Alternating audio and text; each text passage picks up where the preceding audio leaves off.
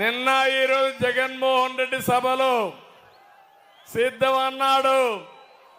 మేము సిద్ధం నిన్ను ఓడించడానికి ప్రజలందరూ కూడా సహాయ నిరాకరణ ప్రారంభించారు.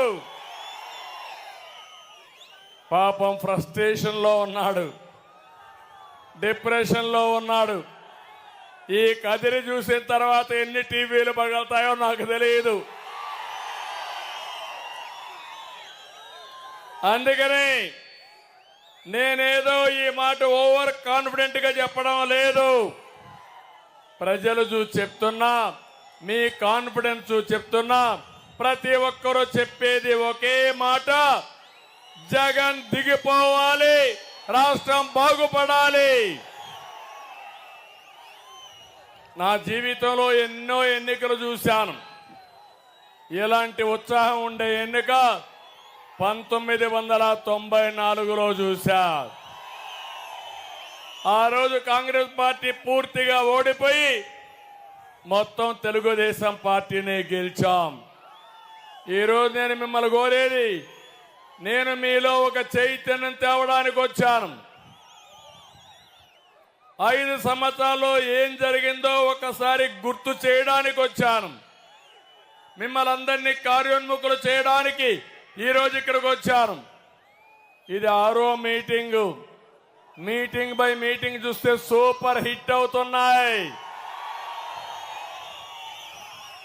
ఈరోజు ఒక్క విషయమే నేను అడుగుతున్నా.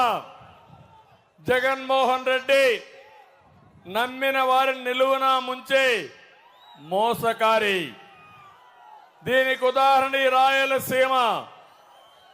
ఎన్నికల ముందు మీకు మాటలు చెప్పాడు, విశ్వాసం కలిగించాడు.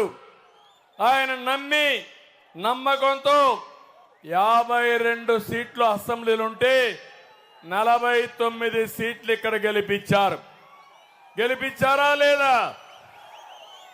అతను చేసిన పని నెత్తిన చెయ్యి పెట్టాడు, బుగ్గలు నిమిలాడు, ముద్దులు పెట్టాడు. మీరు ఐసమారిగా కదిగిపోయారు. మంచి మనసున్న మీరందరూ. ఇప్పుడేం చేశాడు? నేను అడుగుతున్నా మిమ్మల్ని అందరినీ, మీకోసం జగన్మోహన్ రెడ్డి రాయలసీమ కోసం ఏమన్నా ఆలోచించాడా? నేను రాయలసీమ బిడ్డనే, ఈ గడ్డ మీదనే పుట్టా. నేను సవాలు విసురుతున్నా. ఒక్క పని ఎప్పుడైనా మిమ్మల్ని గురించి ఆలోచించాడా నేను అడుగుతున్నా.